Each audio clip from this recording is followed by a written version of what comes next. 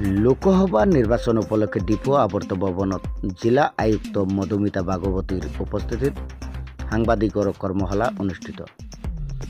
বৃহস্পতিবাৰে বিয়লি 4 বজাত আগন্তুক লোকসভা নিৰ্বাচনক কেন্দ্ৰ কৰি সাংবাদিকসকলে গ্ৰহণ কৰিবলগীয়া ভূমিকা আৰু সাংবাদিকসকলৰ বাতৰি পৰিৱেশন কৰাৰ ক্ষেত্ৰত থকা বিভিন্ন বাধা নিষেধৰ ওপৰত আজি এখন কৰ্মশালা ডিপো আৱৰ্ত ভৱনত অনুষ্ঠিত হৈ যায়। জিলা আয়ুক্ত মধুমিতা ভাগৱতীৰ অধ্যক্ষতাত অনুষ্ঠিত কৰ্মশালাত স্লাইডিঙৰ জৰিয়তে দেশৰ নিৰ্বাচন আয়োগে প্ৰেৰণ কৰা নীতি নিৰ্দেশনাসমূহ সাংবাদিকসকলৰ আগত পৰিৱেশন কৰে।